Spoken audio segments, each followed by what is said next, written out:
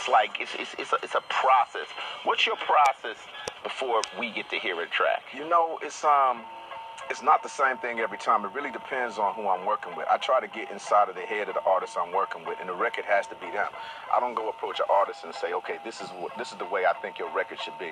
I just try to make what they're bringing better, just add whatever they're bringing, add my thing to whatever they're bringing. So I just try to get in touch with the artist, try to get in touch with their personality and what they're trying to do, and try to just take that to levels unheard of. That's real talk. That's just my thing. It's no set foundation or no set way of doing it. I'm thinking cause okay, everybody knows your gangster shit and what you did with Snoop, but when we heard Eminem for the first time, How My Name Is, we but it was him. Right. It was perfect. It wasn't 50 Cent. You captured Eminem. Right.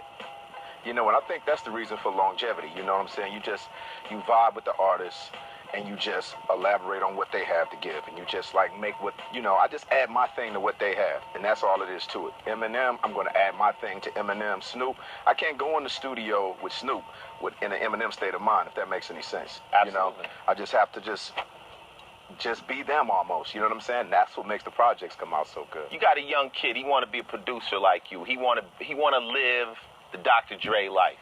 He admires you to death. You see something in him. What would be the first lesson you teach him about this game of hip hop? First of all, you have to make sure that this thing is for you and it's who you are and you're built for this. And then you have to give it the passion that's necessary. Like I said, I don't do it for the money. The money's going to come. I do it because of the love that I have for it. You know what I'm saying? If I was a plumber or something like that, I still would make hip-hop records. That's how much love I have for it, I feel like right now, I've been in the game close to 27 years, and I've actually thought about this just recently. Out of the entire my 27-year career, there's only been 2 weeks that I've been out of the studio. I've never been out of the studio longer than 2 weeks in my entire career. That's how much love I have for this thing that I do. So that's the thing, just the passion that you have for it, and really, really put your all into it, and make sure that your word is the last word. That way, you don't play the blame game or anything like that. If it comes out hot, it's on you. If it doesn't come out hot, it's on you. You know what I'm saying? That's all it is to it. I think people I've talked to that had the privilege of working with you have said the same thing in another way. They when you go in the studio with Dre, it's not a game. He's not your friend. He's in there. He's working, and you're gonna do it till Dre thinks it's right, and they all appreciate that. Yeah, there's a big difference between a beat maker and a producer. Yeah. You know what? There's definitely a big difference between a beat maker and a producer, because once you finish the beat, you have to produce the record. You know what I'm saying? And I think there's a big difference between the rapper and the songwriter. You know what I'm saying? Rappers, anybody can go spit a 16. The minute you ask the MC to give me the hook first, most of them get lost. You know what I'm saying? I look for songwriters, so that's all it is. And I know, I'm a little bit tough in the studio, but everybody's happy once they come out of the booth. So you as close as we can get to Pac. What was the experience like?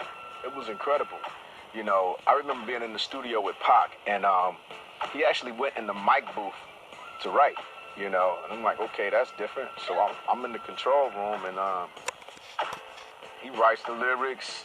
All right, I'm ready, He spits California Love, 1 or 2 takes. He's like, all right, put the next thing up. And he would just sit in the booth, put the next thing up, right? Put the next thing up. I think that's the reason why he has so many songs and so much material, It was incredible. He's like a machine. Serious machine, serious talent. When I speak of you, of course, I'm incorporating NWA because you were a movement. What stroke did you guys put on the painting that wasn't there?